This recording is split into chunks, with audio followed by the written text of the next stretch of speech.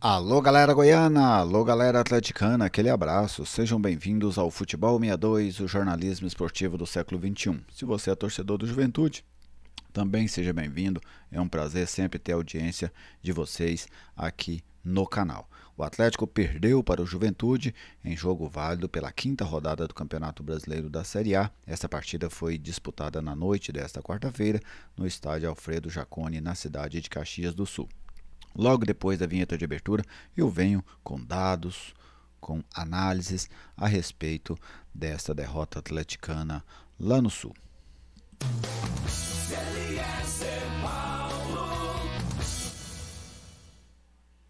Estou aqui no Futebol 62 e com alegria recebo a sua visita. Seja bem-vindo ao canal. É uma satisfação contar com a sua audiência. Você ainda não é inscrito? Te convido a se inscrever. Venha fazer parte desta comunidade que é dedicada ao futebol goiano. Deixe o seu like, é uma maneira de você demonstrar carinho pelo nosso trabalho e sempre fique muito à vontade para fazer o seu comentário, pois este aqui é um canal plural e a sua participação é indispensável. Tudo bem? Pode deixar aí o seu recado, que ele vai ser lido por mim, que ele vai ser lido por outros internautas, né? Essa interação é a riqueza deste canal. Este vídeo tem um oferecimento da Viegas Printer, locação de impressoras. A Viegas Printer oferece a você impressoras e computadores de diversos portes, né? Pequenos, médios, grandes, tudo isso você encontra na Viegas Printer. O atendimento é em todo o estado de Goiás. Anote o telefone, o 99143-7700. Hoje ninguém mais anota o telefone, né? Salva o telefone aí no seu celular. Bem, antes da gente entrar na análise, vamos ver como é que ficou a tabela, né? E também trazer os dados do jogo Juventude 1, Atlético 0 pelo Campeonato Brasileiro da Série A. Compartilhando aqui a janela com vocês, podemos observar o jogo foi lá na parte de baixo da tabela, né? Como eu disse no pré-jogo, o confronto valia uma vaga para o 12º lugar. Acabou que essa vaga ficou com o Juventude, que venceu por 1-0, 12º lugar. O Atlético manteve-se em 18º lugar, agora com 4 pontos. O Atlético que fez o jogo a menos que ele tinha. Agora tem outras equipes aí com jogos a menos, como por exemplo o Cuiabá tem um jogo a menos, o Criciúma tem 3, o Grêmio tem 2, enfim, vários outros clubes também têm jogos a menos, principalmente envolvendo os jogos contra as equipes gaúchas. O fato é que o Atlético desperdiçou a oportunidade de sair da zona do rebaixamento. Vamos agora conferir os dados do jogo.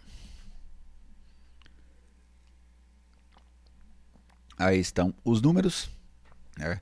Posse de bola 47 para o Juventude, 53 para o Atlético. Finalizações 9 do Juventude, 19 do Atlético. O Atlético teve mais do dobro de finalizações do Juventude. A precisão nos passes 84-88.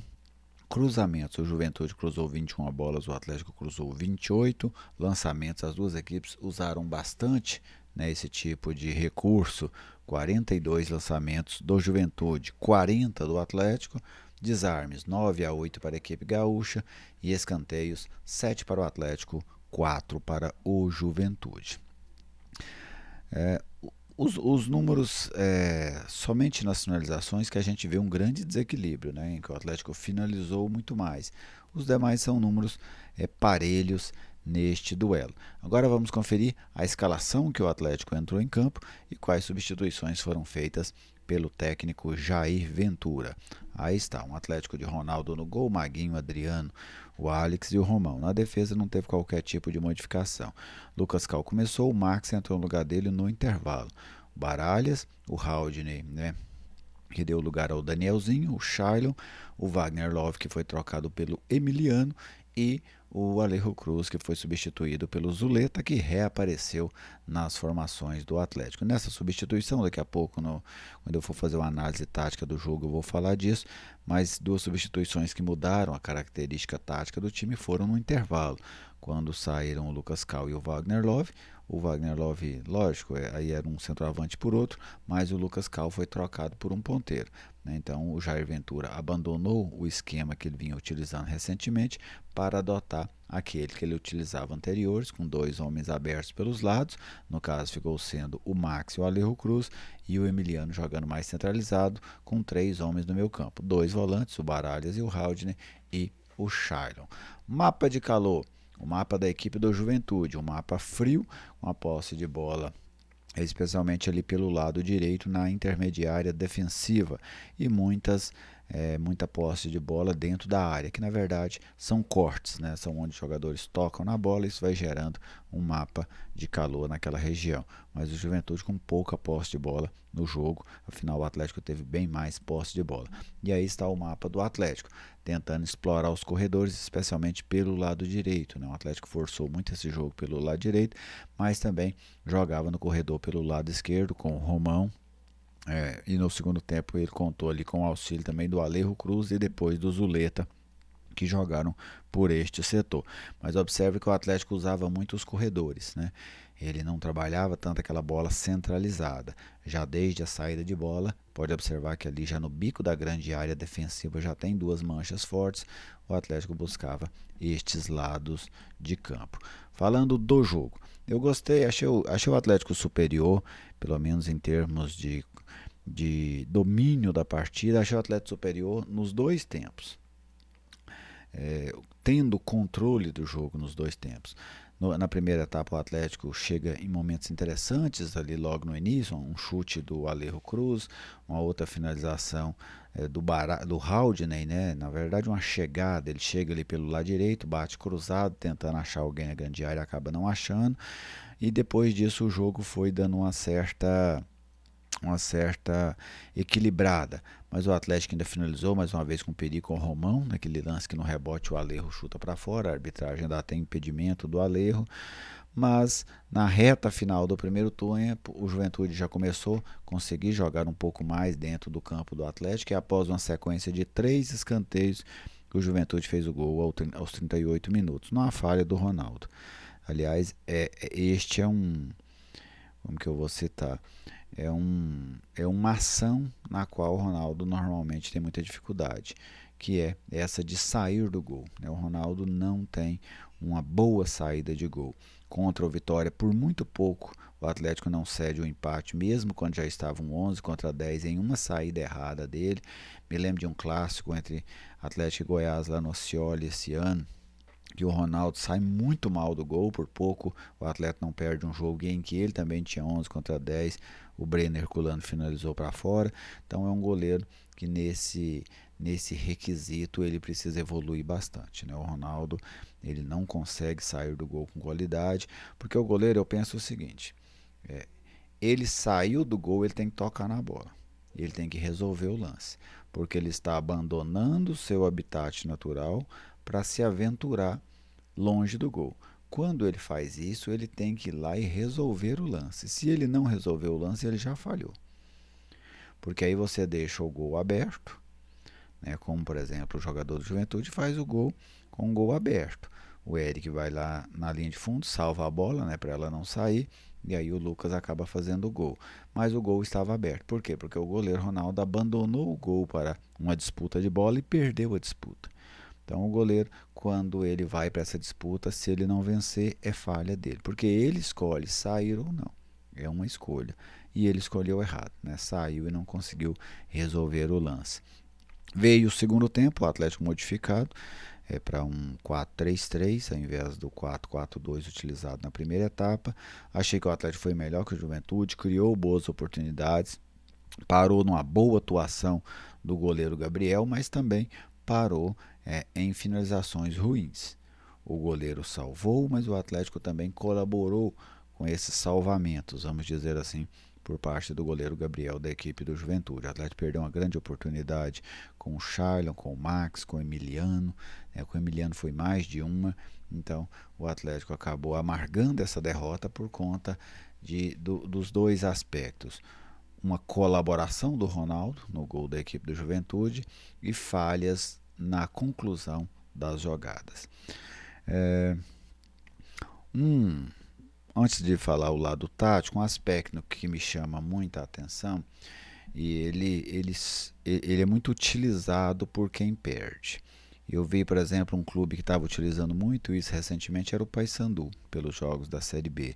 E o Atlético vem usando muito esse discurso na Série A, e ele é um discurso perigoso, e eu vou dizer o perigoso por quê.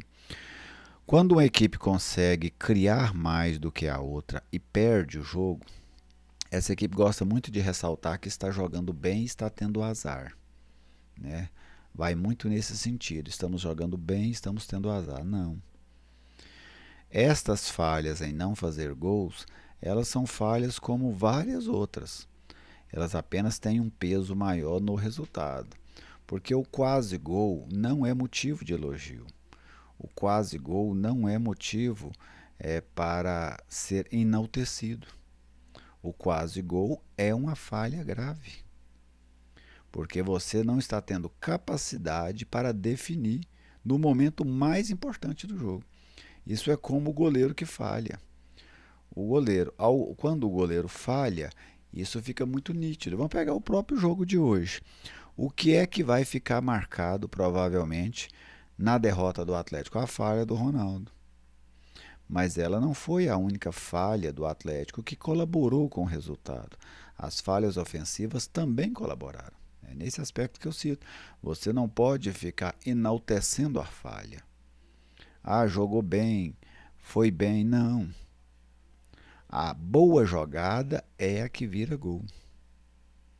A outra é só um quase. O quase é uma má execução. Quando ela acontece uma, duas, três, quatro, cinco vezes, até vi uma postagem do presidente Adson Batista que ele citou: o Atlético teve 5 chances claras de fazer o gol. Então foi muito incompetente na finalização. Não é motivo para enaltecimento. Pelo contrário, é motivo para preocupação e para trabalho, porque raríssimas vezes numa Série A, com tanto dinheiro como esta, o Atlético vai criar 5 oportunidades claras de gol. Então, o Atlético já passou por isso contra o Cruzeiro. Qual foi o resultado? Perdeu. Passou isso por hoje e hoje, novamente, qual foi o resultado? Perdeu. Porque a Série A não perdoa. Ela não perdoa. Então, as falhas na Série A, elas custam caro. O Ronaldo falhou, o Juventude fez o gol. O ataque do Atlético falhou, o Juventude ganhou o jogo. Para você ver o peso que tem as falhas, certo? Então, são correções extremamente necessárias. O gol com grande possibilidade de se fazer perdido, ele tem que ter internamente o mesmo peso da falha do goleiro, do zagueiro, do lateral, do volante. Então, são falhas claras, são falhas que comprometem o resultado. E essas falhas, às vezes, elas acontecem com qualquer um, é um fato, mas quando ela acontece muito com os mesmos atletas, isso denota, isso mostra a gente uma deficiência daquele atleta. O Emiliano movimentou o jogo, é um fato. Ele entra no segundo tempo, ele dá muito mais mobilidade, muito mais emoção ao jogo, vamos dizer assim, do que o Wagner Love no primeiro tempo. Ele conseguiu ter boa colocação, boas movimentações para ter boas oportunidades, mas ele não concluiu com qualidade. Então, isso é uma deficiência que o jogador tem. Quando acontece de maneira corriqueira, como acontece com o Emiliano, isso mostra um sinal claro que o jogador precisa ser acabado. É um jogador interessante, ao meu ver, mas ele ainda não está pronto para uma Série A de Campeonato Brasileiro. Ele precisa ser terminado. Ele é um jogador em desenvolvimento, um jogador ainda, vamos dizer assim, semi-pronto, né? Então, é um aspecto. Taticamente, vamos falar taticamente desse time do Jair Ventura. Jair modificou um pouquinho sua marcação hoje. No primeiro tempo, ele voltou a adotar o 4-5-1. Um 4-5-1 interessante. Até mostrar ele aqui para vocês. Vamos colocar aqui, né? Deixa eu ver aqui, fica melhor. Vou colocar o Shailon aqui. Então ele marcava num 4-5-1 com aqui a linha defensiva. Por aqui era algo interessante. Tinha momento que ele usava o Shailon por dentro, tinha momento que ele usava o Shailon por fora, nesse encaixe, na marcação. E quando a bola vinha, aí que era o ponto dessa ideia de marcação. Se a bola vinha aqui, por exemplo, um jogador do Juventude, dava o combate, voltava para a linha. Se a bola vinha do outro lado, dava o combate, voltava para a linha. Se a bola vinha pela lateral, era este quem adiantava, sempre tentando fazer com que o Juventude voltasse a bola para a sua linha defensiva. Esse ponto eu achei interessante. No segundo tempo, com a mudança do time, ele muda também o esquema. Puxa o Shailon para a primeira linha, passa a marcar num 4-4-2 tradicional com os dois volantes por dentro e os dois ponteiros por fora. Foram as modificações que o Atlético teve defensivas durante o jogo.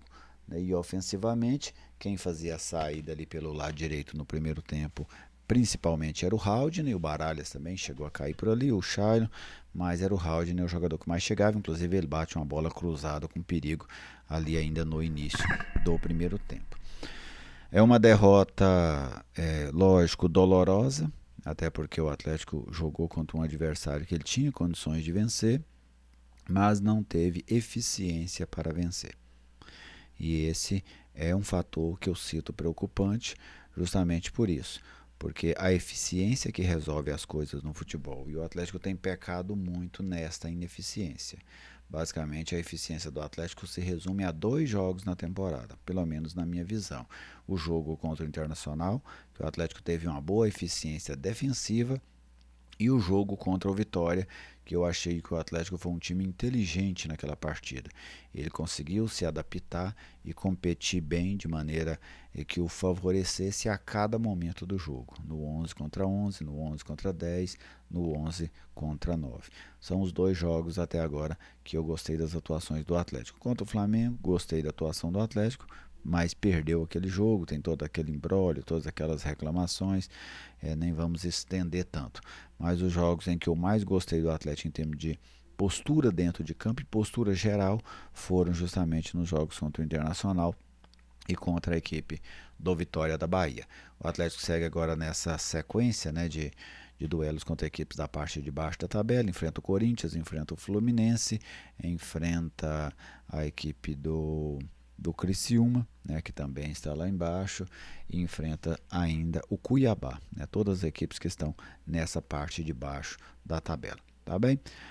Individualmente, Ronaldo falhou, no gol do Corinthians, no gol do Juventude, não fez uma boa partida. Maguinho, uma partida fraca do Maguinho, fraca mesmo. O Atlético precisa de um lateral direito. Nessa janela, para mim, uma das posições carentes que o Atlético precisa atacar é a lateral direita. Os zagueiros do Atlético tiveram um desempenho, para mim, de regular para bom. Romão faz um bom campeonato, sabia? Tenho gostado do Romão nos últimos jogos, gostei dele lá em Salvador, gostei dele hoje, foi uma boa opção ofensiva. Lucas Cal discreto no primeiro tempo, Baralhas muita correria, né? Haldane é um jogador que eu acho que o Atlético precisava de alguém superior para a Série A, sabe? Eu acho que o Haldane para a Série A talvez um suplente, mas o Haldane ser titular do Atlético é um sinal de alerta. Shailon segue sem fazer um grande jogo no Campeonato Brasileiro. É um jogador que eu não sei se uma sombra, como o Jorginho que vai chegar agora, fará com que ele jogará mais. Porque aí das duas umas. Ou o Shailon vai jogar mais do que a sombra, ou a sombra vai tomar o lugar do Shailon. Hoje é porque ele não tem sombra. Lá na frente o Wagner Love praticamente não participou do jogo e o Alejo Cruz foi um desempenho de regular para fraco, não reeditou a boa partida que havia feito contra o Vitória da Bahia. Gostei daquela finalização dele no início do jogo, mas basicamente se resumiu a isso. Os jogadores que entraram, o Emiliano conseguiu dar uma boa movimentação ao ataque do Atlético, mas pecou no momento principal, de definir as jogadas. Ele teve um empate a seus pés em 2 lances, sendo um deles claríssimo. Zuleta tentou ser eficiente, mas praticamente não criou nada durante o jogo. Outro jogador que entrou, o Danielzinho, sem muito acrescentar, vamos dizer assim. E teve mais um, tá faltando alguém aí nessa lista que eu estou citando foi o Max, né? O outro foi o Max, que entrou no lugar do Lucas Cal. Ele deu uma finalização perigosa, né? Bateu bem ali de direita, mas o goleiro Gabriel acabou fazendo uma boa defesa. Foi o lance assim mais evidente do jogador da equipe do Atlético. Agora o Atlético segue em busca de novos resultados, tentando se reerguer e sair da zona do rebaixamento. Mas isso a gente trata em outro vídeo. Muito obrigado a todos vocês pela audiência, muito obrigado a vocês pelos likes. Fique à vontade para fazer os comentários. Um grande abraço e até a próxima.